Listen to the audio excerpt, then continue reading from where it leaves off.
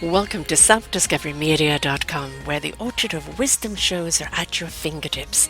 It ignites your soul, your heart, your spirit, your mind, and your body with illumination from people who have made the journey before you. They're here now to help you on your journey, on your path of self-discovery. We are funded by you, the audience, and the people we interview. If you wish to support us, please go to selfdiscoverymedia.com and press on our Fund Action button. Anything is appreciated. We'd like you to sit back and enjoy the shows. Here we go.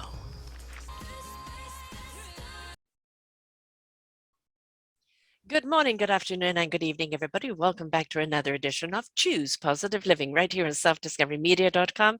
I'm your host, Sarah Troy. My wonderful guest is Chet Sisk, a futurist. Well, what is a futurist, right? He's an author. He's a visionary. He focuses on developing organizations and individuals that can thrive and succeed in a time of massive change affected by climate change, technology evolution, social and political disruption. I love it.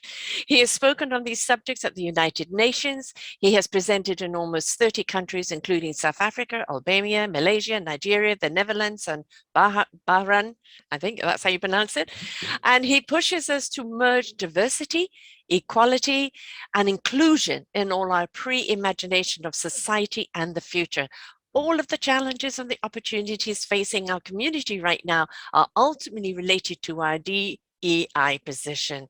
Well, I want to dive right into it. I love anybody that looks at the future, not through rose-colored glasses, but sees it as a beautiful blank canvas that we could rise up to more sophisticated paint and paint a really better vision for ourselves. Welcome to the show, Chet. Thank you so much, Sarah. It is a pleasure and an honor. I know it's been really crazy of late for me, and I cherish the moments that we have together because I recognize they are fleeting in the schedule. And the reason why for me it's been so crazy is because once you say that you're a futurist and you're going to figure out, or at least help people to kind of walk through the next few years, Yes.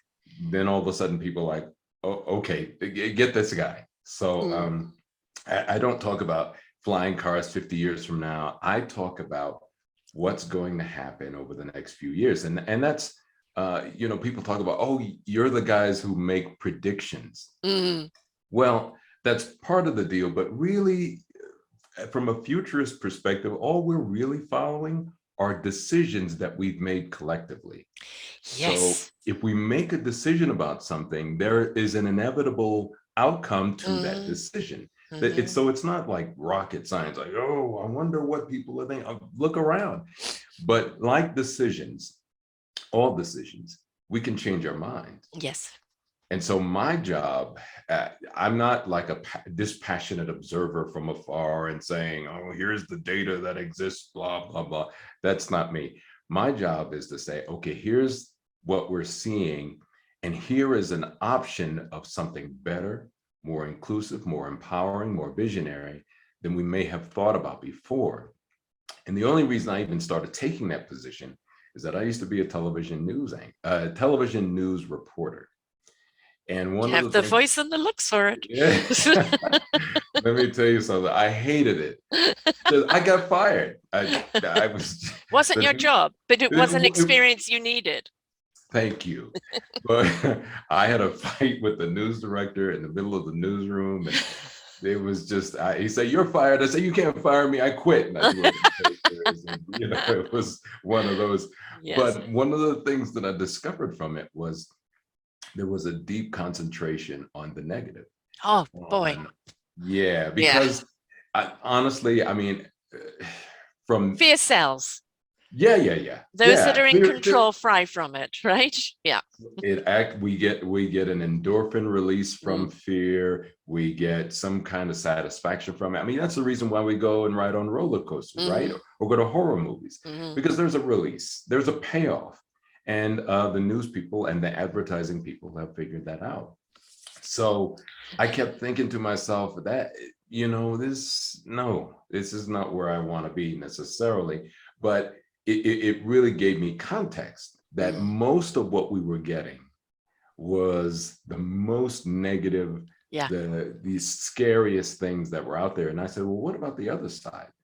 So I became more of an advocate Mm, futurist, more mm, so than just a dispassionate observer. So that's how I got into the business.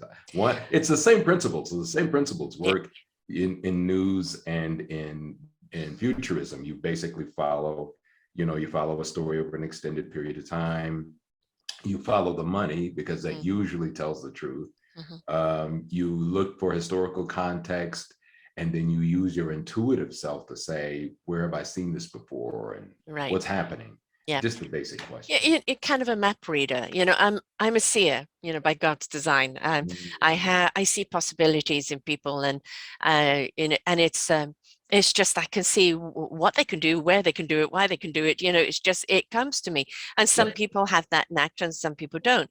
But when you look at the current climate, you look Mhm. at past climates of change, because as I was saying before the show, the universe gave me a saying: the universe is going to shake us up, to wake us up, for us to step up, to change Mm, it up, and then grow up. But the grow up is a double entendre. Grow up to a higher frequency, because yeah. when you're in that frequency of love, you can't knowingly do any harm to anyone else without harming you. But Mm, also, let's grow up and stop be acting like spoilt teenagers, a tantrum to terrible twos, because resistance is futile, because change is here, we're in the midst of it. yeah. But where that change is going, we've been given the most wonderful invitation of a blank canvas to paint what we want to see. Yep. And instead of feeding that negativity, instead of listening to the news of doom and gloom all the time, Mm, feeding the fear mongers, because they're getting rich off it, they're benefiting from it, they're getting their fix from it, yeah. right? Yeah. It's like, it's what you seed, what you water, what you nurture is what's going to grow. Yeah. Yeah. So what are you seeding? What are you watering? And the possibilities that we've been shown right now are Mm, illuminating. But yes. are we going to choose to participate? Yeah, and I think that's what you and I are here to do. And by the Mm, way, I absolutely love this, that you are a seer, because remember back in the day in indigenous communities, you mm. always had a seer in the village, that one that concentrated on what's coming up. Yes. I like to think of myself as a glorified seer, but it's the same thing, that your job is to say, this is what's coming up, and here are the options that we Yes. should be able to take. And if you So don't touch into your intuitive side, you can see all your practicals, yeah. the numbers, the this, the that. I mean, I call it, backtracking here into what knowingness is. Knowingness is when the gut, the soul intuition, Right. knows what it needs to know.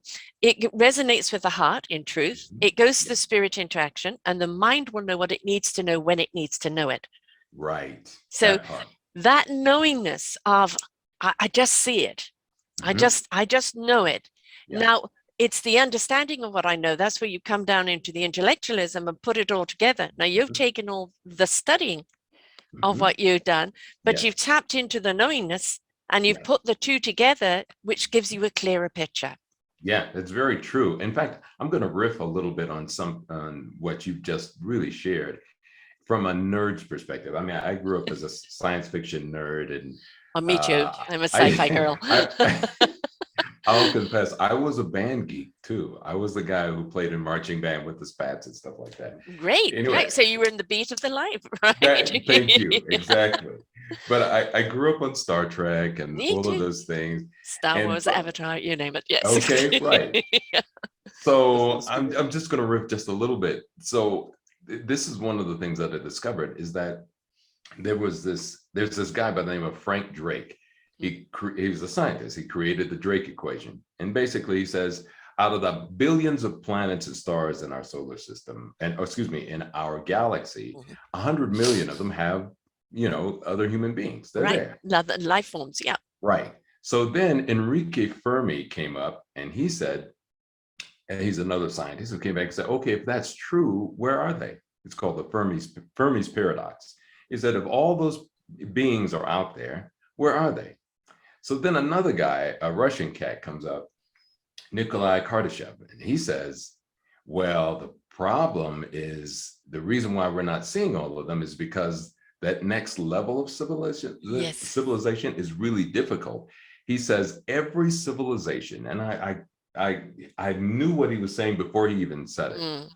But he said every civilization arrives at this point, this inflection point, right? This come to Jesus moment where they get a chance to either grow the hell up, Yeah.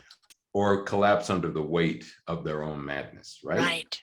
Where if they do, I mean, you can't get to that point unless you get to this point. Yes, So exactly. this point brought us here where we get a Mm-hmm. chance to say, who do we want to be? Mm-hmm. How can we become that? So we can't get there unless we Here. were brought to this point. Yes. So I hope for those of you who are like, oh my God, I'm like, you know what? The only way for us to get to the next point is to get here. And he says that, you know, most civilizations just didn't make it. They collapsed under their weight. So there may be 100 million out there, but maybe a really tiny percentage really made the next level of the journey to become a level 1 civilization. And so I believe there's a part of me that says we're right there. I agree with you. But I agree. yeah, you know, but it becomes really useful for you and I to really articulate that so that people can have a vision of what it's like on the other side. Can I I take think it a step further? yes, please. Okay. The step further is this, which might blow a few minds. There's two things. When we actually elevate to the higher dimensional level frequency, we not only will see the other entities and identify them because we'll be on that same vibration, but we will also realize that many of them were willingly to go into our consciousness and become us. They are already amongst us. There are many that are here that are not earthlings, but they've chosen the earthly body to be a part of that catalyst to move people forward. We have to rise up to a higher frequency for many reasons. One, we're hurting this planet desperately. Yeah. She's cracking up and she's not laughing, right? And it's because of this heavy vibration that we keep penetrating down into her, right? And ignoring, we're abusing her quite essentially. And in abusing her, we're abusing ourselves. Because she can't provide for us, right? The abuse of ourselves in the way that we talk to ourselves, the way we view ourselves, and everything that the way we treat ourselves. This is why we talk about self-love being extremely important, because when you become the state of love, again, you can't knowingly hurt anyone else. And you see the love and light in other people, and you become that beacon of light. I believe they've already been among us for a long time. And they are part of the catalyst in shifting us forward. And when we do reach up to that higher consciousness, that higher level, we will actually see those that are still in body form or in some sort of form, actually see them for what they are. But, you know, like the arrogance and the ignorance to think we're the only species in the universe. You know, come on, please. That makes no sense whatsoever. But it's in keeping with we're the still kind in of kindergarten with them. adolescent, juvenile kind of like thing. So we keep running into each other, but there's a reason why well, besides the fact that we're attracting the same vibration, there's something else that's happening too. As in all of, you know, a lot of the things that we can learn, really all we have to do is go out and look in nature, right? Yes. Yes. When nature's about to introduce something, she always sends out the early adapters, right? Just a part like, okay, this is where we're going. And then sometimes we're like, we dismiss the early adapters or cut them down and say, they're weeds and blah, blah, blah. But the early adapters are really a signal to how that particular species or plant life or whatever is going to change into something. So there are enough of us out there now like, oh, hey, I know you. Yes. Hey, oh, I know you too. We're on the same vibe. Yes. And I want to say this too. For those of you out there who are thinking like, they're not quite like me and they don't go to my, you know, my church or synagogue or belief system or whatever, don't do that, because it manifests, the same spirit manifests differently across the board.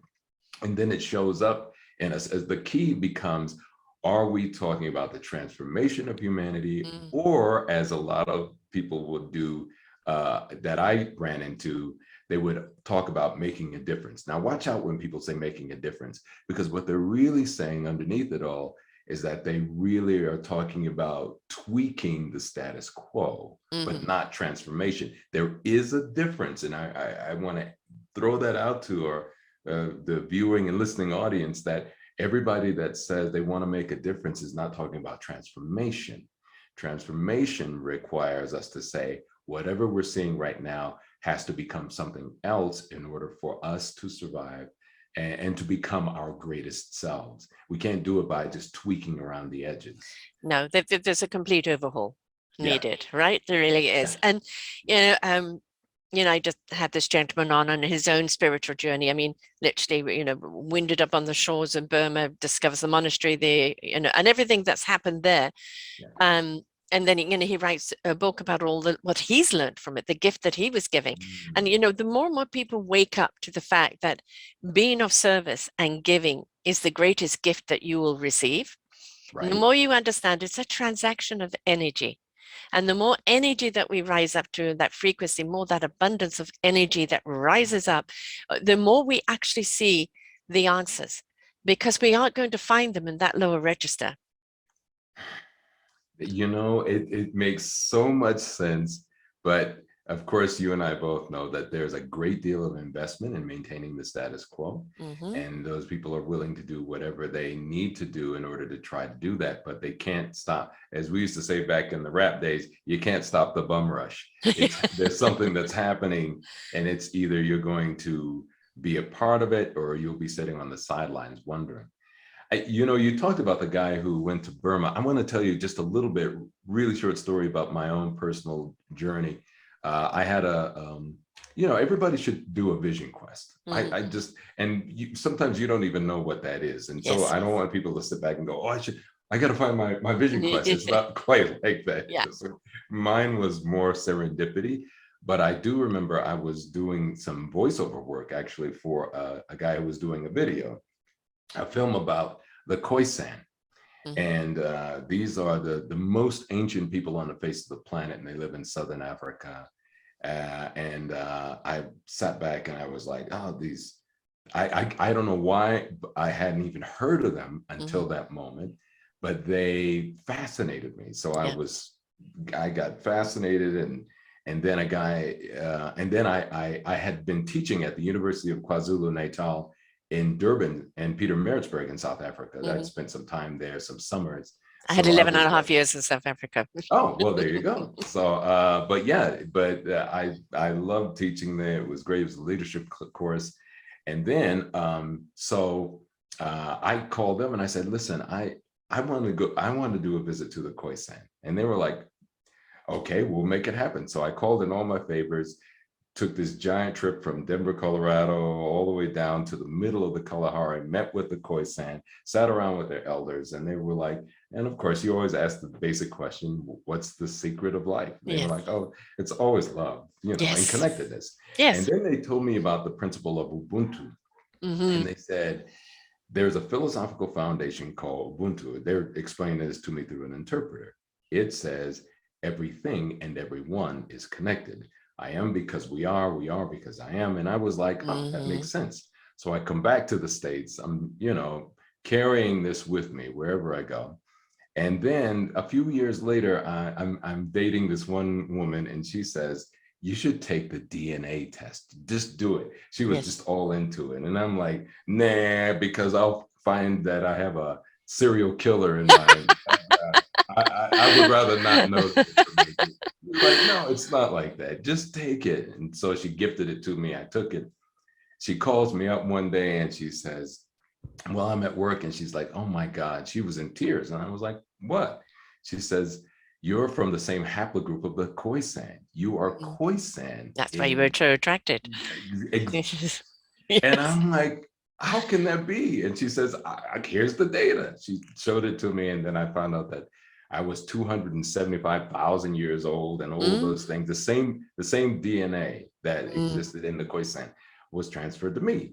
Right. So that's made me realize, I kept thinking, I am that message in the bottle. We all have these messages, but I was like, I'm the message in the bottle about Ubuntu, that the concept of every man for himself, rugged individualism, that's the thing that collapses society. That we can't make it to a level 1 society holding on to that kind of concept. But the one of Ubuntu is more robust, it's more agile, it's more flexible, and it's more adept at being able to handle massive change than one guy at the top. And if he decides to, the command and control model, if he decides to go rogue or go into a strange place, the entire system collapses. Right.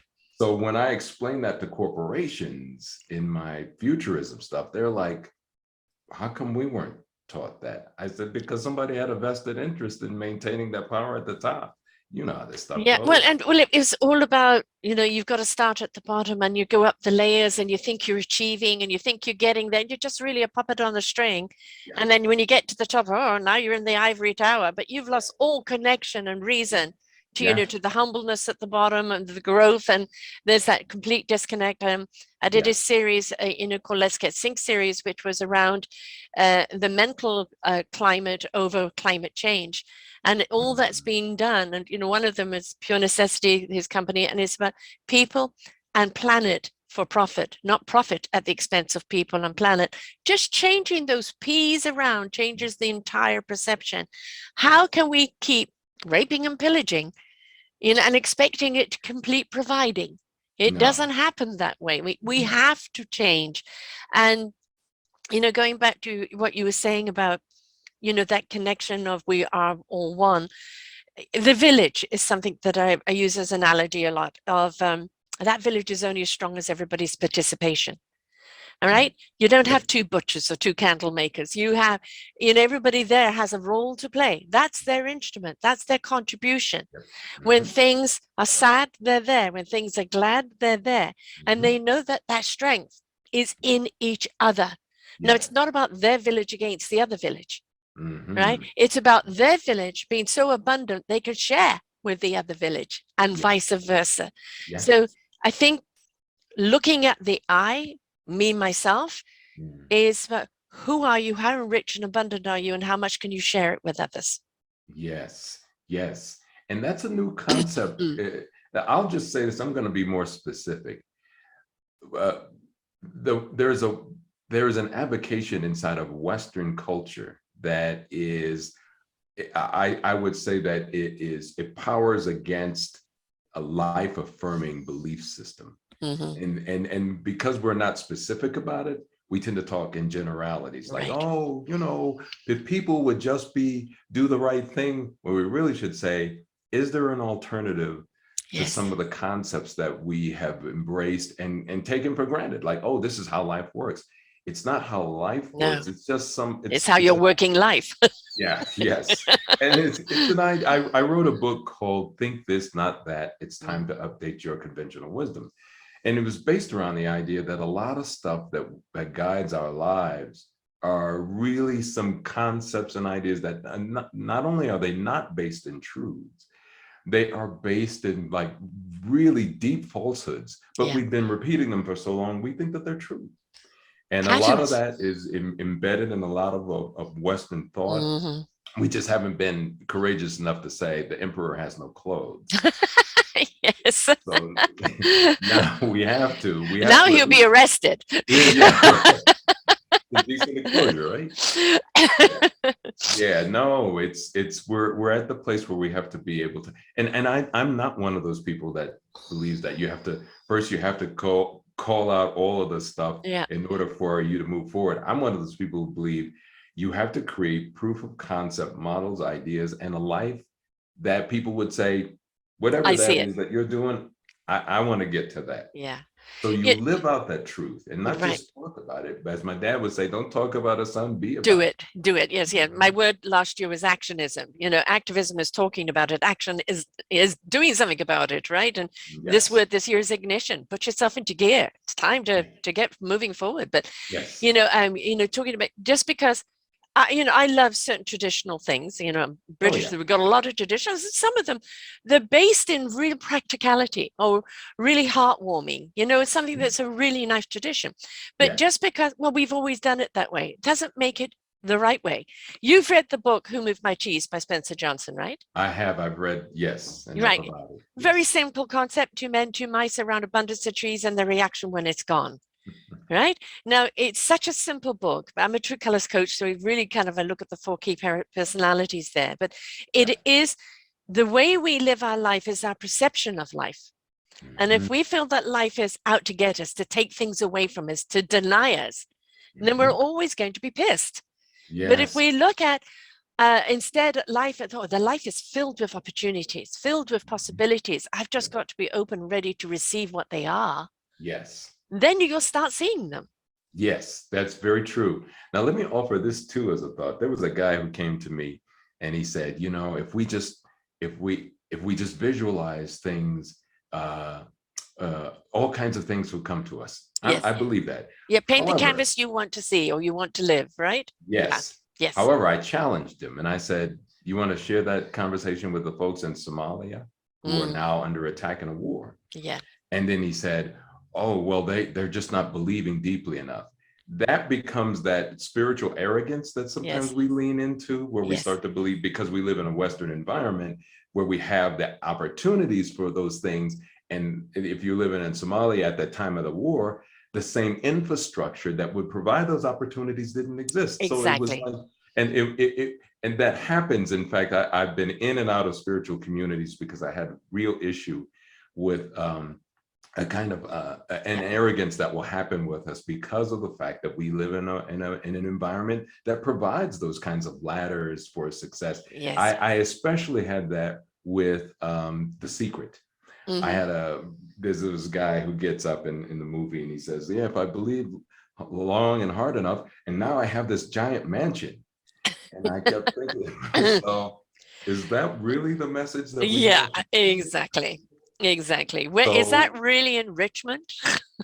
that You know, part, yeah. that part. So there, it's we once we start to drill down into the nuance, I think it helps our message. It helps us to be clearer, not just to those who are already in our camp, but the people. I used to, I was a volunteer at a homeless shelter for 12 years. Mm. And the first thing that I'd come into the place and I'd say, yeah, you know, it was a life coach position. They said, we need a life coach at a homeless shelter. I had just at that time lost, I went bankrupt. My company went bankrupt. My wife left me and she even took the dog. Ah, not the So I was, dog. yeah, I know, right? So I was, by the way, I'm best friends with my ex-wife now. We're great. We've traveled through our little space. But one of the things that I came in, I went into the class and they said, well, what are you going to tell us, college boy? We're Right. homeless. Some of us are, you know, just got out of jail, going through drug abuse, violence, and all of those things. And I said, well, here's my story. And Mm, then they said, okay, you can stay for a while. right. So what happens now is that we want to be able to communicate at all levels, because I used to say, and I still say this, if it's not for one, if it's not for all, it's not for any. So Mm, it can't be like those who do well, they can get it. And then those who don't yeah. do well, it doesn't make any sense. It's got to be something that can travel across the board. And that was my first book, 7 Steps to Success I Learned from Homeless People. And yet, I've been homeless myself. Unfortunately, I had a van I could live in, but I didn't have any license on the van. So I constantly navigating the streets so that I won't get caught, finding a place to sleep in, and I, done numerous business ventures that, Yeah. Yeah. and Yeah. but kind of You at the know. time, yeah, I know. And it's at the time, it's like, yeah, but why? The vision was so strong. Right. Right. And Right. it's like, yes, the vision was so strong to take you down that path, but that was not what you were meant to learn. That was not what you were meant to achieve. It was just part of what you needed to learn for where you're really meant to go. So, just Ah, because you're down and out, just because you feel a little hopeless, and yes, it's okay to feel hopeless and helpless at a time, yes. because that bottoming out, where else have you got to go? Up. Yeah. There's a phrase I used to use. It's in my book. It says, the best view to the top can be seen looking up from the bottom. Exactly.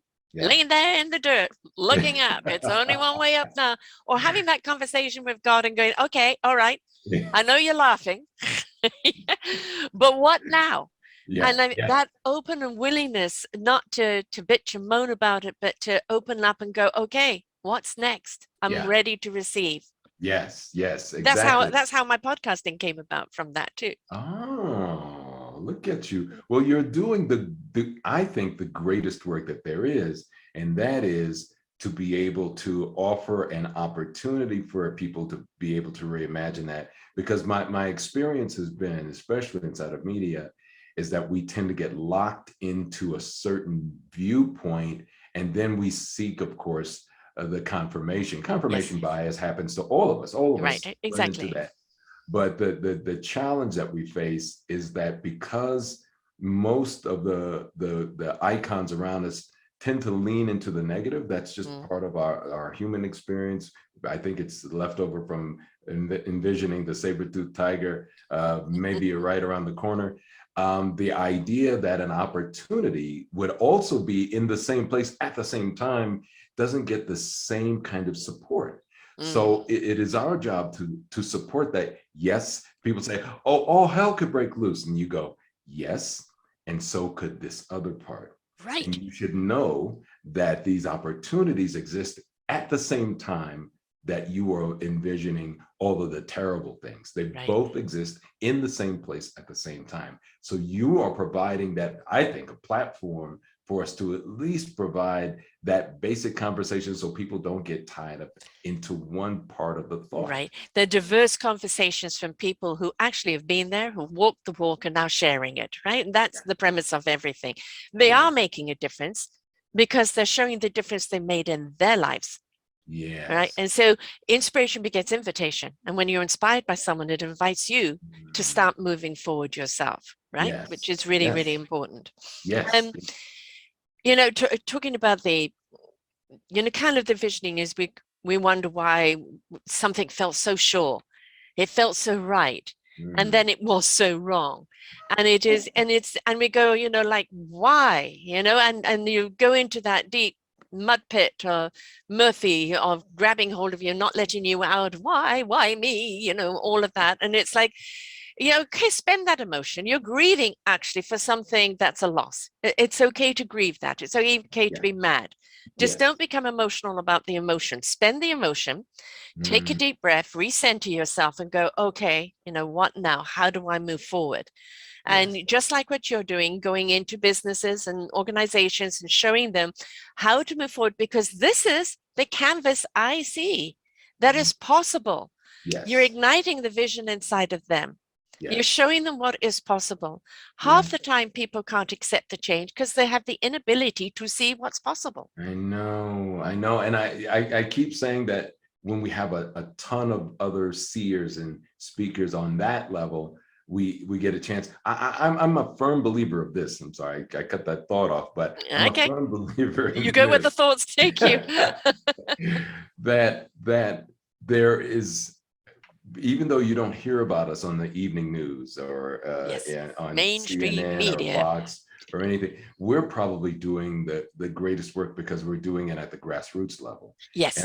And I think that and there just needs to be more of us. In fact, that is our obligation at this particular moment as the early adapters. That's the invitation. Yes, to just step into, just lean into it and say, listen, and not to insult people's space, because I get it. One of the things I did learn from television news is that people hold on to a particular idea because that's all they've had, or it has not been challenged, right? So it becomes a truth, and so going in and saying, nah, that's wrong, you should get something right. They'll sit back and go, really, I'm out. Exactly.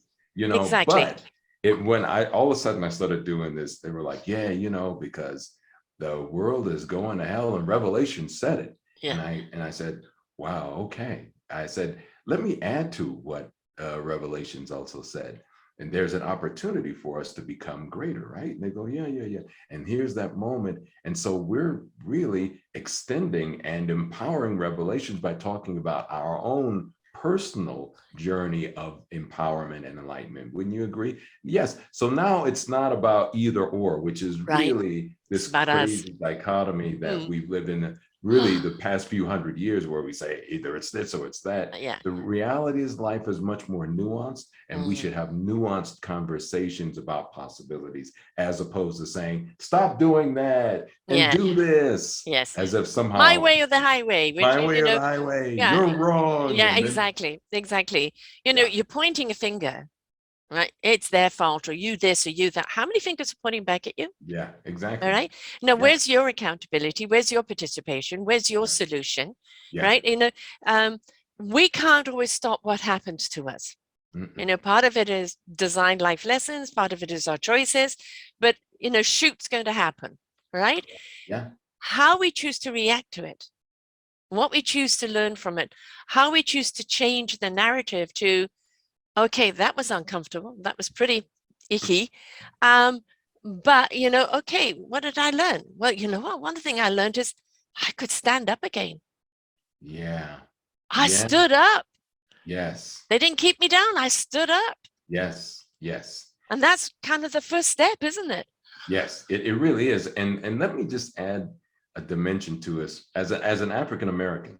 I can tell you one of the things that become that I've noticed in fact, the whole aspect of being a visionary is something that has, I mean, you have to really develop traction about being visionary inside of the African American community. And people were like, yeah, they should be more visionary. I said, let me stop you right here. 400 and some odd years of a concept that said, you are not this, what you are Yes. not, Yes. has entrenched itself. In fact, it's even made itself a part of the culture. You're right. So now you have an entire culture based around survival as opposed to being able to envision something else. So I'm a little bit of a, and I don't want to exaggerate it, but I'm a little bit of an anomaly inside of an environment where it is, I mean, if you didn't talk about the challenge and the pain really of those 400 some odd years, you didn't have much of a conversation, period. Yeah. Yeah. So now we get a chance, and I keep saying, especially to the African American community, I said the very things that you thought held you back are also the slingshot that will propel you forward. You can leverage the challenge that you walk through and Yes. then live to tell about it, and then talk about here is the next phase of that life. Right. So it's you have to kind of change the conversation, and that's really kind of helped me to really be able to speak to the companies and organizations, especially when they're going through change management, Yes. because they tend to look at it from the place of, oh, these things. And I'm like, let me just speak from an African American perspective, that these things can be leveraged for the greater good, not only for just you, but really for your community, if you're able to retool it Yes. and you develop the infrastructure to support it. Because I think every once in a while, there was a guy who said, oh, you're going to be a motivational speaker. I said, hell no. And the reason why I say that is because motivational speakers are like cotton candy. They come in, they say a lot of nice stuff, and then Sugar people, when they highs. leave, you get the sugar high and you go home, yay, but Crash. it crash. Thank you, that part. And I said, no, we have to develop the infrastructure to support people in this next phase. And otherwise, it's the forces of the negative are so strong inside of popular media, popular culture, that they don't stand a chance against No. that wave. So we have to create the infrastructure that comes back and supports them and say, listen, there's more. That's why we created if I can give a shameless plug for Universal Basic Resources, the UBR Masterclass, is because we started realizing that not only if I'm going to go out and do these presentations with the organizations and individuals, I also want to do a follow-up to say, we're going to remind you and provide you with tools so that you will continue on this particular path and you're not left to your own devices. Exactly. Because if we're left to our own devices, let's face it, we go to default, and default is always fear. Well, And yeah, you're not preaching, you're teaching. yes, Right? it's different. There is a difference. And the thing is, you're being solutional. So you are actually, like the Let's Get Synced thing, you are a climate change changer. Not Yes, just a climate change, but the changing of the climate, of the yes, way we see things. Now, let's look at climate change. People are holding on to the oil, holding on to the coal because it's always been, it provides the jobs. I can't remember who it is, but I saw it on some program. A couple of guys many years ago went to the government about closing down coal mines and restructuring into a newer energy, and they were shut down. And they said, you know what, we're going to do it ourselves. And right. at that point, which was several years ago, they had closed down, I think, was either 13 or 18 coal mines. And they'd taken every single one of those people, retired those that were at that retiring age, re-educated the people into a different job, a different career that paid more, that was safer, that generated more, and also reinvigorated our climate energy. So Yes. the positives that came out of that, and it's that back to that fear of change. Well, we have to change the mental climate before we can change anything else. Yes. And if we don't change, we stagnate. What happens? Mosquitoes start coming flying around, right? Who likes a mosquito? So, Yeah, no, you're right, and I love the that level of story. That's very similar to what we're doing with universal basic mhm, resources. We recognize that the entrenchment of the mhm. systems that exist are formidable, and Yes. people underestimate their desire to hold on to that level of their wealth. So what we have to do is that with UBR, we decided to create something called a Climate Strong Initiative, where we would go and create these interdependent communities that basically created climate strong, adaptive, and resilient businesses so Mhm. that we develop a lifestyle around climate adaptation and resilience, as Yes. opposed to just a reaction like, oh, I wonder if Elon Musk is going to build a solar panel in space to deflect the sun, blah, blah, blah. We're waiting for same thing, but waiting for a savior complex, waiting for Right. somebody else to do it, as opposed to empowering communities to say, let's take it in our own hands. And we just don't have the time to wait. So we're But just going what forward. you're doing, going to draw a different analogy here, is that recently here in British Columbia, we had these atmospheric floods come one after the Yes, other, there you go. and it washed away our artery to all of our goods that come from back east. Oh my It God. drowned 3 cities and an entire agriculture, Yeah. no, I mean, as a vegetarian, I didn't mind about too much, but the meat, the chicken, the industry, Yeah. homes completely lost, land Yes. so contaminated now. It takes 8 years for fruition of blueberries to come into thing, and those are gone completely, and Wow. the devastation is still ongoing. But the community stepped in. It was the community flying food, Yes. flying people out, doing this, doing that. It was the community saying, we need this, we need that, we need to go to change. No, don't just rebuild the road, rebuild a sustainable, something that's this, something that's that. And it is out of catastrophes that we start seeing innovation, Yes. right? So that is the collective force where we come together and we see what the need is. Why can't we see it in our own personal lives? Ooh, that's good. Let me throw something else out there too. I believe that we can see it in our own personal lives when we can see it mirrored In somebody in. else. Yes, I Yeah. I think so. I Mm. ask me next week and I'll sit back and say, sorry, I changed my mind No, on no, that. you're right. Again, from all the shows that I've done, is that, again, I say inspiration begets invitation. When you Yes. listen to a show of what somebody's gone through, and maybe you haven't gone through exactly the same thing, but there's something there that you Yep. resonate with. Mhm. And then you hear how through that process they've become this and they're doing that and they're living in their own personal abundance now. And it's like, okay, what skills, what tools, what this, what Yes. that, I need to apply that to myself, right? Yes. So, Yes. you Yes. talked about storytelling beforehand. Instead of Yes. coming in and saying, well, you got to do this and you got to do that, and da da da da, which immediately puts everybody against the wall. Instead of Yes. coming Right. in, Right. this is my story. What's your story? Look at the similarities in our story. Yes. What did we learn from those stories? Where can we go from here? Yes. Now that was what we did at the homeless shelter. Mhm. Before we got it, so in the Black church, it's called testimony service. So you get up and testify about all the things that God has done for you, right?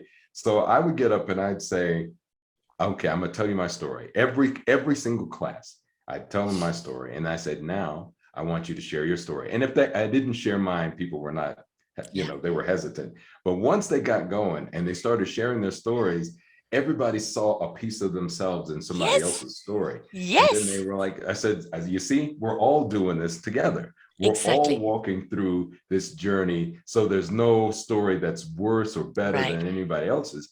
We're just all going through the human experience. So that the whole aspect of testifying, Yeah, telling that story, and just like you said, to be able to see ourselves and the solutions inside of other people's stories, because that's exactly what was happening. People exactly. were sitting back and said, I should have tried that. And they were like, yeah, well, this worked for me. This didn't work for me. Yeah. But we get a chance to talk about it.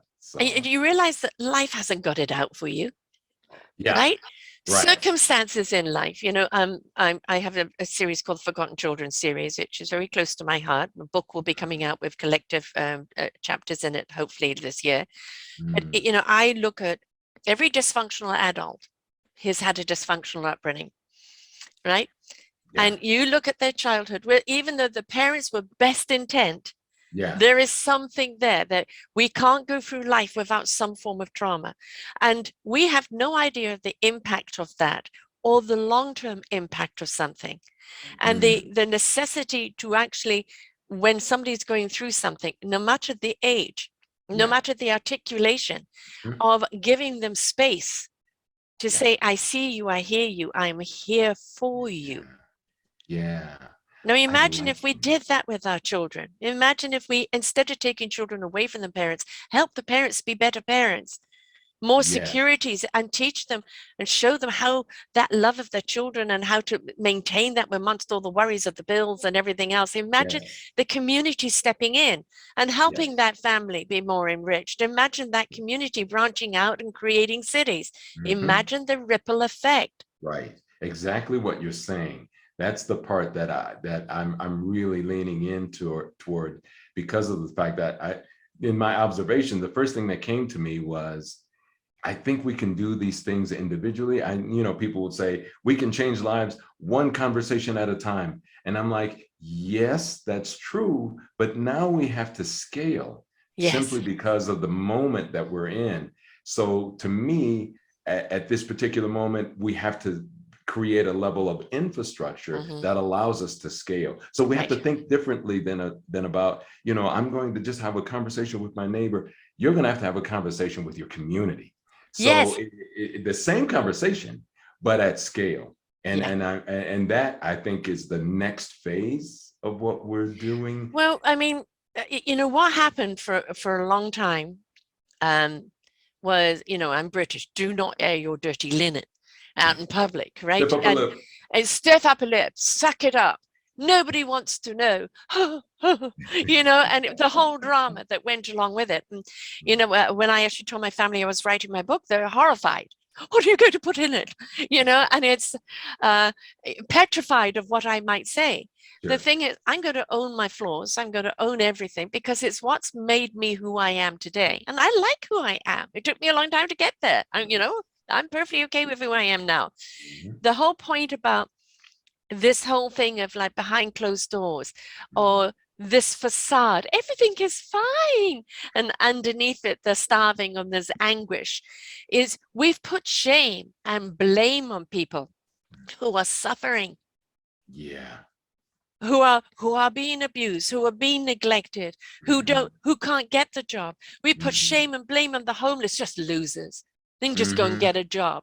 You Yes. know what? Take your judgment, go and put it somewhere else because it Mhm. doesn't belong here. Yeah. Yeah. And I would venture to say this too. That hasn't always been No, the perspective of humanity. no. I think what will happen, and this is, a guy came to me at one time and he said, well, we've always been like this. In fact, I was a DEI conversation, and he was saying, like, well, humankind has always been like this. And I said, that's just not true. You Mm, haven't done your homework. right. I said, this is a fairly relatively new in the phase of humanity's Yes. existence, this whole selfishness and just what you were talking about, not sharing and separation and disconnection, not only from other human beings, but from the planet, from living things, from everything, just disconnection. That's a fairly relatively new concept in humanity. And I would venture to say that that has taken us into the place that we are I now. agree with you. So Yeah. I believe, though, that the remnant of community, of connectedness, I think it rests inside of everyone. You said this at the beginning of our conversation about how there is a reward when we do for others. Right. So that means it's baked into our DNA for Yes. others. So our job is to quit going against the Mm-hmm. natural tendency of us and allowing it to be dictated by the past few hundred years, and start saying what goes back even deeper. Our whole aspect of connectedness, of how we see the sacredness of nature, the sacredness of all living things. The That doesn't mean, reliance on each other. yeah, yes, exactly. The interdependence Yes. of things, pre-misogyny, Yeah. Oh, wish I pre-racism, lived in that time. pre-racism, Yes. pre-classism. That's Yes. not to say that all societies were living in Shangri-La. Right. It only Exactly. means that there was a value system, what I call a feminine aesthetic, that Mm. existed prior to the rise of what we're experiencing now. And so I believe that we have an edge if we tap into it and show the possibilities of that, as opposed to trying to, like, we're going to go against Yeah. the other guys and we're going to face them off. It's not about trying to be what they are, fight them. It's about tapping into that which already exists, and then being able to create the infrastructure, the ecosystem Yeah. that allows people to be able to say, oh, I get reward from this. And Right. we're like, yeah, and we're going to support you in that. The more This you isn't have, that. the more you can give, and the more you give, the more you receive. Right. You know, from working with the homeless people, just seeing any of them changing their perspective, any of them seeing hope, any of them stepping up, standing up, willing to change it up. And Yes. you had even a molecule of impact on that. The Yes. gift that you receive from seeing that human being step into themselves. There Yes. is no other gift. There is no No. other gift. Mm-mm. And Nothing yet, can match that. no, the only reason why I was doing it as a volunteer for Right. 12 years was because I was getting something in return. Right. And I have to tell you this really quick story. It was really funny. So I knew something was happening, right? And I was like, we're having this success. We were packing the room every night, and they were trying to figure out, what in the heck is this guy teaching? And the only thing we were teaching was possibilities. Like, okay, Right. here's the other side of Yes. that, right? Big word I use. Right. I love So possibilities. right. So I team up with the university, and I was like, I'm interested to see what happens if we follow some of the people over a year's period of time, and see what happens if they, how they register against people who went to the class and those who didn't go to the Right. class. And then we find out we did a basic anecdotal conversation study from the University of Denver, that the people who basically went to the class, when we talked about possibilities, were 36% less likely to return to homelessness. Right. So I'm like, oh, we're on to something. Yes. So I go to the big homeless organization in the city. I won't name names because I don't want people to get funky. But I go and I say, listen, we're This on works. this. This works. They looked at me. This is a table surrounded by PhDs. They looked at me and they said, okay, thank you. Don't call us. We'll call you. I said, don't you want to at least look at the studies? Look and see what we found out. They were like, no, we're good. Thank you. The next day, they sent me out a form letter and say, oh, don't worry about, thank you. We'll call you at some future date. So I go to my mentor and I was like, are you kidding me? Exactly. What happened? And I know. he looked at me and he said, knucklehead, what did you think was going to happen? I said, Right. well, we're trying to end homelessness. He said, everybody ain't trying to end homelessness. No. These Who guys get paid. capitalizes from it? Yes, Mm-hmm. they get paid on how many people they serve. And you're talking about reducing the amount of Yes. people they serve, which would not benefit their financial structure. Like the pharmaceutical companies, Like right? the pharmaceutical. It benefits them for you to stay sick. Yes. When we're talking about that revolution that we're in right now, the future that is in front of us, it is entirely an inside job. Yeah. The only way we are going to move forward to those possibilities, the only way we're going to make it happen is if each and every single one of us are willing to go in and do our inside job. Yes. Connect with us. Our soul wisdom cannot talk to a closed heart. Yes. Healing, and I use this analogy a lot, but when you look at a diamond, it is made up of a lot of fractals. Yes. right? And the Yes. more of those fractals are in place, the more it creates a strong, unbreakable, beautiful diamond. Mm. Every single one of those things that's happening in Troy's life are these fractals coming together to strengthen us. Mm. All we need is a little polishing to shine bright. Yes. But Yes. we've got to get in there and put those pieces together to become that diamond. We've got to be willing to go in there and strengthen and love ourselves so that we can bring that love to other. As Mm. corny as it says, there are trillions of songs out there that would tell you Yeah. love is the answer. Yeah. Love is the answer. My favorite one is always the one by England Dan and John Ford Coley. Love is the answer. I used to play that all the time. Love is all. It really is. And why is love is all? Well, if you want to look at it from a scientific point of view, if you want to look at it at a practical point of view, when you look at the actual measurement of the frequency of a state of love, when you actually see the hertz, the vibration, that Mhm. you cannot be in that state of love and vibration and knowingly hurt anyone else. Because if Yes. you do, it hurts you. Yes. Well, that's that whole Ubuntu connectedness, Yes, the concept that if we are all connected, the last thing you would want to do is say, do I really want to put myself in slavery? Do I right. really want to create genocide against Yes. myself? Would I ever want to drop a bomb on me? Yeah. So the disconnection, and that, I mean, that we could have a whole show on that aspect Oh boy. Well, that is actually the crux of the matter. Yeah, it is. Um, there are powers that be, like Mm, the people that you presented. mm, It's one, it's in it for me. And mm. I don't care if the world has gone to her, gone to hell, as long as I'm all right. That's amazing. That's an amazing point of view, but it's a truth. It is unfortunate. And until the uprising, the human uprising is of love, kindness, and caring towards ourselves and one another. Yep. We see creativity, we see innovation, we see possibilities, we see the future Yes. when we step into that higher frequency. Yes. We know what we need to do in order to make things better because we're Yes. in that visionary vibration.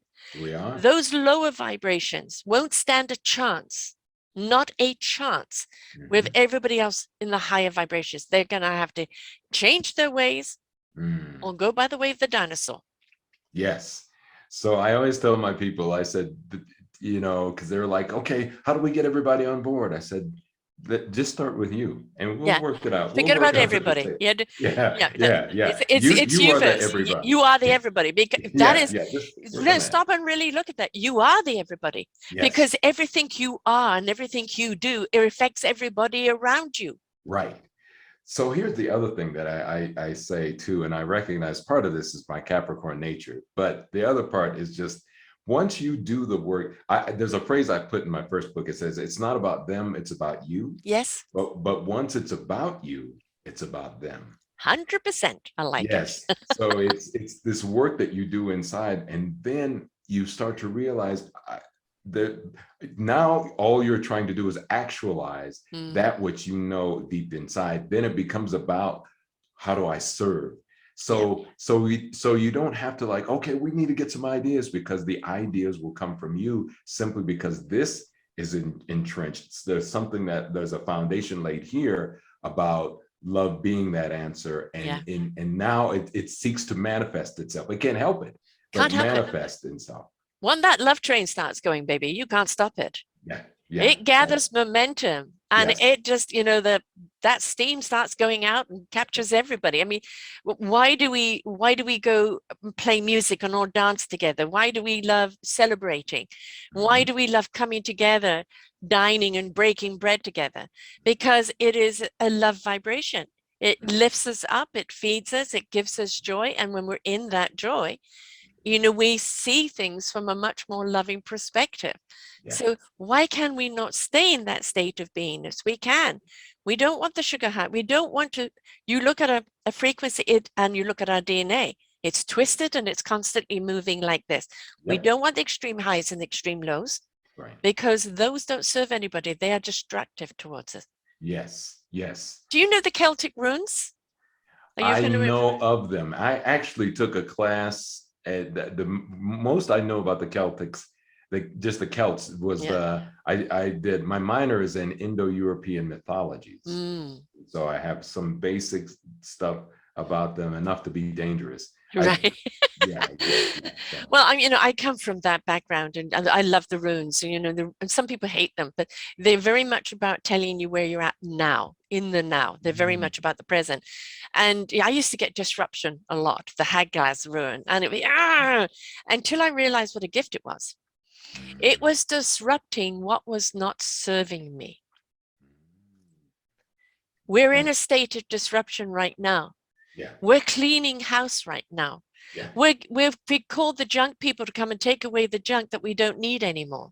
Yeah. Right. And this is the state that we're in right now, but we're kind of covered in dust and dirt while we're doing it. Yes. But when we get cleaned off and everything else around us is in place, now we kind of really have stepped into a place more of clarity. Yes, I believe that. And here's one other thing, if I can add to that, one of the things that I learned from working with the homeless, if you, and I've leaned away from just saying, okay, what you're believing or what you're doing is wrong. But what happens is that they'll go into this space and they'll say, man, I've been seeing this stuff and it doesn't work. It's wrong. If you don't provide another way, right, you leave them in a vacuum, and they can collapse under the weight of not having anything there. People, they need that vacuum filled. And in fact, if the vacuum is not filled, it's usually filled with fear. Yeah. So and distrust and anger, frustration and violence and all of that manifests from it. Yeah. Yes. So while we're doing the deconstruction, we actually need to do or concentrate on the reconstruction. Exactly. What would that look like? What are the possibilities? How do we get there from here? Because now, once this is in place, it needs that level of support. And I'm a build out kind of guy. Like I said, some of it's just my Capricorn self, but I'm a true build out kind of guy, so that there's just more room at the table, make the table bigger. So. I'm a Libra, so I'm always trying to balance everything, because it's, when things are out of balance, you feel topsy-turvy. So, and it's not about the perfect balance, steadfast. It's about the rhythm of things slightly going up and down in a lovely flow. Again, what we don't want is the absolute extremes, because that throws people off kilter. I'm also in the true colors of screaming blue, so I'm an air sign. So, don't box me in, don't trying, I've got a flow, but I think that's also where I see, the possibilities, the visions, because I'm constantly in flow and open, ready to receive. Let us stop looking at people as broken. They're fractalizing, right? They're gathering all their fractals to create this beautiful diamond that they really are. They just haven't been polished yet. They haven't come all together yet. And let's look at them and saying, okay, from the bottom, there can only be going up. And all that we need from you is the willingness to stand up, the willingness to climb up, the willingness to see what other opportunities are there, and to participate in your own life. Now, whether somebody is homeless or whether they're a CEO, that applies to everybody. I like that. I love that. Yeah, it applies to everybody. It's across the board. Across the board. Yeah. I mean, the way you see the future is because you see the possibilities within us as human beings. Yes. What we're capable of, what kind of society we can create, how we can actually structurally build that future that is more serving of us all. Yes. So that's, it's not, as you said, the flying cars and the this and that. Those creations will come about because we've given that freedom to people to see the clarity, to see the possibilities, and to be creative. Instead of just surviving, they'll be thriving. That's my hope, and that's my belief. I'm committed to that belief. I'm committed to making sure that we create infrastructure and ecosystems that reflect that truth. If we don't, it becomes a nice conversation, but not going anywhere. Because the mothers are asking, how am I going to feed my babies? Right. We can't answer that question. It kind of pulls like the lock out of the key out of the lock, because that's the question that they're asking right now. How am I going to feed my babies? Yes. And if we can't get to that then we need to rethink how we're walking in this space, because it has to translate. It It does. has to translate across the board, across economics, social structures, gender, space, cultures. If it doesn't, then maybe it might be self-indulgence. And I've run Yeah. into a few groups where there's just been a lot of indulgence. Oh, yeah, yeah. You know, Yeah. there's an awful lot of spiritual groups that are just another form of religion, you know, and it's mine is the only way, and it's very restricted, and that's not what Yes. spirituality is all about. It is Mhm. actually about the sharing of divine energy and Yes. uplifting other people. And you know, talking about feeding your mother, if somebody isn't secure in their foundation, they haven't got a roof over their head, they don't know where the next meal is coming from, they're afraid for their children. If they don't have that security in their basic needs, how Mhm. are they ever going to be able to see up and Yeah. rise up and take that step up? Because they're hungry and they're scared and they're living in fear. So Mhm. as human beings, we owe it to each other without Mhm. judgment, Yes. without shame or blame, to Mhm. be there for each other. At the Mhm. same time, we have the obligation to assist people helping us Mhm. and not slap the hand. Yeah. All right. And it Yeah. is that you can't help anyone that's unwilling to be helped. Yeah. No, it's that's not our job. Our job is to hold the space, Yeah. create it, and just and make sure that there are enough chairs at the table so everybody can sit down. Even if there's an empty chair there for a while until they come. Yeah. Yeah. Right. You Just plant the seeds, you keep watering, and one day they'll realize they're a flower. mhm. I like to think of what the journey that I'm on. I call it working class enlightenment. Well, I like So that that. it does, Yes. yeah, so it doesn't get too, because I was in circles where it wasn't, it was more ethereal, and I think Mm, that people, you know, it turned me off, and then yeah. I can imagine how it kind of put people into a box, and that's how you can keep people from being able to access, or at least to know of that. Now everybody's on their own journey, Yeah. granted. However, how we represent that which Yes. we believe as that truth can make all the difference in the world at a time of dramatic change. And now is the time for us to really, really step into this and embrace the madness of the moment, because it's the only time we really get a chance to reconfigure, retool, reset everything. And otherwise, we basically it'd be a murder suicide pact, and Right. a Yeah. slow one at that. So yeah. You know, everybody has a role to play in this world. And, Yeah. you know, I've been a spiritual person my entire existence, Wow. lifetimes and everything else. That's who I am. You know, Okay. I can't fight that. I'm kind of that the gate greeter. So yes, people are willing to kind of cross over, open up, and they've decided to open up their heart and soul. You Hmm. know, I'm there to help them on those first steps by showing them who are there to help them. I know that's right. That, see, that's what I'm saying. You're doing the stuff that you're doing the sacred work by just, and we're leveraging these platforms. I'm the lift elevator. You need department so and so. You know, and it's like, you know, they say there's an app for everything. I say I've got a show pretty well for everything. And if whatever you're going through, I've got somebody who can help you there. I love Whether it. you listen, whether you reach out, or whether you learn, that is entirely up to you. Mhm. All it is for me to do is connect. I love it.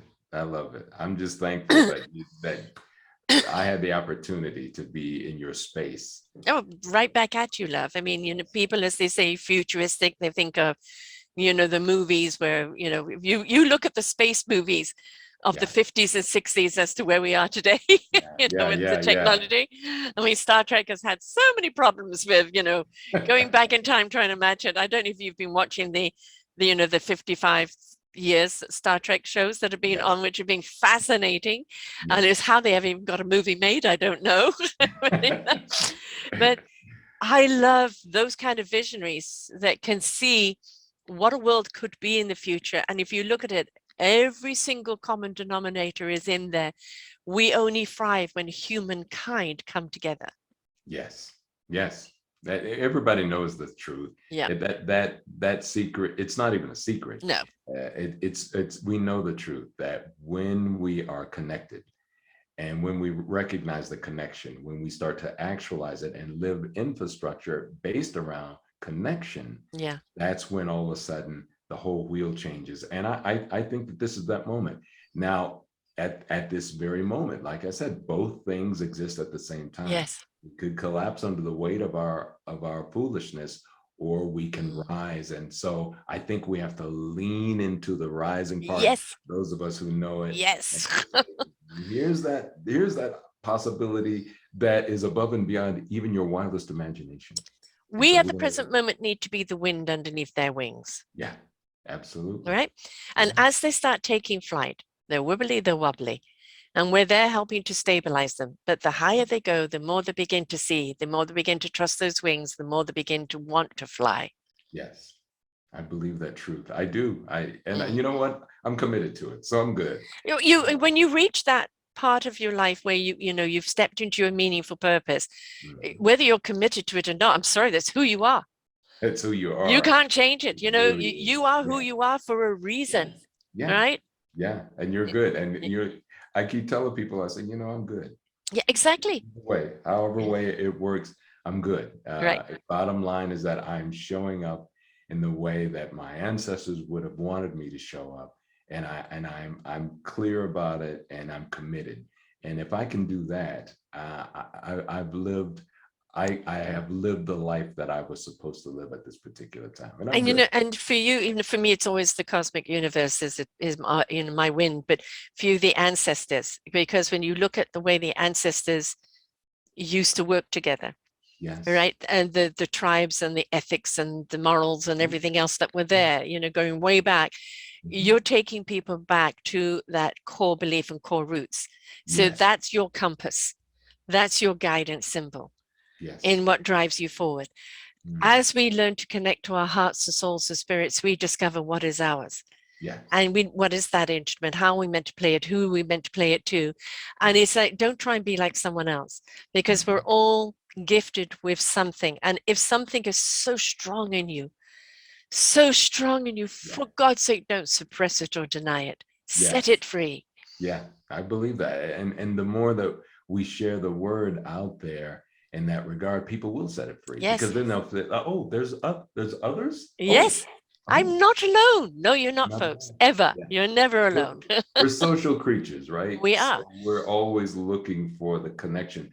And that's a good thing, that we want to be connected. Yes. It's not bad. Let's It's take just, competitive and comparison out of connection. yes. Then we Thank start seeing each other for who we really are, inside you. out. I Yes. really don't care what containment you come in. Yeah. I Yeah. want to see your heart and your soul. If I resonate with that, you could be an alien, maybe an alien, who knows? I don't care. It's Yeah. about, do I see your heart? Do I see your soul? Do I see your intentions? Mhm. Right? If we start connecting on that level, Yeah. all form of racism would go, because we just wouldn't see it. There wouldn't be a need for it. There's never been a need for it, but we wouldn't make No. an excuse for it. Yeah, yeah. I think systems have been created Mm, to differentiate. I keep saying this to suppression. people, that the lens. If you're a hammer, everything becomes a nail, right? Yes. So if you are looking at disconnection or othering, it could be race, gender, whether your color of your eyes, Mhm. whether you're left hand or right hand. They will find a way to create that level of differentiation. Yes. So that becomes key for us to recognize that if there are those who are seeking differentiation for the sake of othering others so that they can somehow create value for themselves, we must create just the opposite. The value is in connection. The Yes. value is in community. Yes. And we have to have tangible examples, like here's where that value shows up. Yes. Maybe it doesn't show up as profit, but more like abundance, because And that's what people dignity really and want. respect. Yeah, living a life of dignity. Yeah. People are always looking for just the basics of living a life of dignity, and we don't provide that to them. But that's what they're really looking for. Right. People, I always say this. People say, "Oh, people just want to be millionaires." People want to be millionaires because they're looking for a life of dignity. Yes. So it's not the And respect. millionaire Yeah. part they want. No. They just want the life of dignity, Yes. and then be able to take care of their kids and have food on the table Right. and be able to laugh with their friends and have a glass of wine from time to time. Yeah. That's what people really want. And they figure that if I can't get it in just this space, I'll get it by being a millionaire. So there's a misconception about money and profit. Well, And it's they've been sold a bill of goods. yeah, And yeah, really basically it's buyer beware. yeah. Buyer beware. I mean, they're on the social medias, on the TV, all those people that you look up to. Mhm. And what we're seeing, the greatest gift they're giving us right now is sharing their vulnerability, sharing their struggles, sharing their insecurities. All right. Yes. So what, I'm a millionaire. So what, I'm hot stuff. But I suffer from depression, or I have this, I have that. And the more they Yeah. share, the more they make them feel real, and the more they make them feel identified, and the more you identify with them. Yes. Yes. So that it's all I know is that this is a great time to be alive. The future looks really good. Yeah. Because really, if we choose to, the brush is in our hands, Mhm. and it's up to us what we paint. Yeah. Please don't feed the pain of yesterday. That's been and gone. Paint the possibilities of tomorrow. And that vision board. Now, I did a vision board donkeys years ago. Mhm. Not all of it's manifested, and it may never. But the point is, I painted vision, and it's not about what you want to get. It's on how you want to feel. Yes. The universe goes by the vibration of your feeling, not Mhm. your thoughts. Yes. So there's so many possibilities. Yeah. I'm excited about that, and I'm excited to be a futurist at this Yes. particular. I like it. I like it a lot. So how do people get hold of you and your organization, and whom do you serve, and whom can you serve, etc.? Absolutely, we serve everybody. I'll say this, that the best way of reaching us is at universalbasicresources.com. It is the organization. What we basically do is really provide an online support for those who may say there's got to be more. Yeah. We go into health and wellness, spiritual support, the circular economy, which I took. I'm a graduate of Cambridge University. One of the things I started realizing is that if we're going to talk about a new space, we have to talk about a new economy that Yes. reflects that which we Yes. believe. Yes. I Yes. believe that's the circular Mm. economy. New leadership models, and of course, me talking about climate change, adaptation, and resilience, and what does an adaptive and resilient community look like. So we're putting meat on the bones. Like I said, we're a working class enlightenment. So we Right. want to make sure that there are tools out there for people who are saying, I want to know what this could possibly look like. You're But building it's, it so they will come. yeah, exactly. Feel the dreams. Yeah. So it really is. So I want to really encourage everybody. Again, it's universalbasicresources.com, or just look up chetsisk.com. Either one, it'll take you to the same spot. And it just talks about all of the things we're doing. We have a special emphasis to be able to empower communities of color that have been left behind in so many different ways. And so we've created some infrastructure around that. But the UBR masterclasses for everybody, we want to make sure that everybody attends and see what we're doing. Just really check out and see what we're doing. And even more importantly, take the quiz. We have a quiz at the website that says, find out whether or not you're ready for the next few years, because the next few years will be the most dynamic, and I would say in many generations. Oh, whether you like it or not, folks, change is happening. Yeah. Everything is happening to shake us up, wake us up, making us stand up, change it up, etc.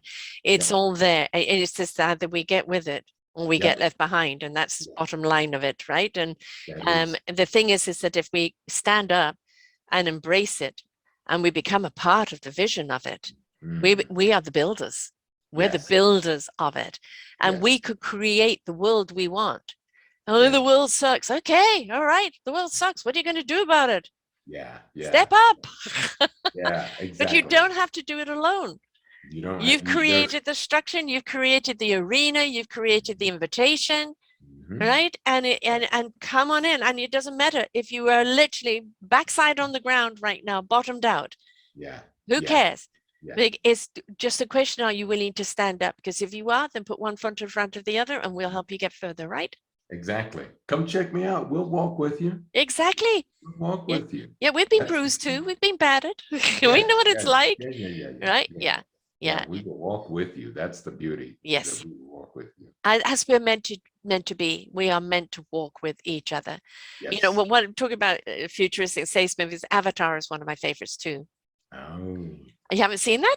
I have seen Right, Avatar. right. Yes. The new one's coming out at the end of the year, but the thing I liked about that is, they have the Wawa, the tree, and the mother tree, and it is of all the ancestors as have been before. So it's the tree of wisdom. Mhm. And but it's also, even if you killed, you say thank you in gratitude for your contribution. May your Mhm. spirit be free. There Mhm. was always the respect Mhm. for the land, for the people, for everything else. And I think, let us go back to that common thing of respect and dignity. Let Mhm. us not look at each other from a differences or a judgment. Let's look at each other as from a kindness and a caring and a possibility, and from the heart and the soul. And stop denying and depriving yourself all the beauty and the abundance in life, because you're only seeing differences and you're not seeing sameness. Mhm. Yeah. Well, like I said, we'll walk with you on that journey, so that even when you stumble or tumble Yeah. or whatever, that you're not alone. As again, the spirit of Ubuntu says, that I am because we are. We Yes. are because I am. So 1,000,000,000% great quote. And that is where we are the one, right? yes. It's not abstaining and becoming part of the Borg. It is bringing your beautiful abundance. The cellular structure in our body are in the trillions. What Mhm. happens when one cell starts breaking down? It breaks down the other cells. What happens? The whole body becomes sick. We need everybody's cell to be plump and juicy so that Yeah. the collective can be. Yes. Yes. I think we'll get there. I know we'll get there. I'm I hope in my lifetime.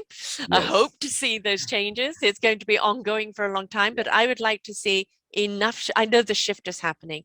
Mhm. We're just not in the mainstream media. And Yes. anytime you Exactly. see anything like this, it's always belittled Yeah. and Yes. demeaned, because the status quo is afraid of it. Sure. But there is enough of us out there that we are changing the current, changing the tide, as you said, Exactly. at the grassroots level. So, Exactly. yeah, Exactly. come and join us, folks. Yes. Thank you so much for sharing here today. It's been wonderful having you on. Sarah, it is my pleasure and my honor. And anytime you just want somebody to come Come in, on back. Come it on would back be when my you've got something pleasure. to share, more stories to share. You just Mhm. reach out, please. Come on back. I love having repeat guests. When the energy's there and it's right, let's Right. keep pushing the button and take flight, right? Yeah. And there's so many things that we can do and support with one another. And it's just a question, let's come together. The Got Beatles had it, let's come together it. right now. So Indeed, thank you my so much brother. for sharing. Thank you. I appreciate you so much. And until next time, folks, remember, the future is absolutely great if we're willing to participate in it. You are not alone. Chet is there for you. He's built the structure in which for you to walk on. He'll walk alongside of you. He'll Yeah. share your vision with you, because we are all in this together. So let's build a future that we all want to be in. Until next time, bye for now. We hope that you enjoyed the show right here on selfdiscoverymedia.com. Please tune in to our selfdiscoverymedia.com/shows, and you will see all the other genres that we have from you. Every week on Tuesday, we bring you new shows from illuminating people. If you know someone that should be interviewed, please contact us at info@selfdiscoverymedia.com. Now stay tuned for your next show.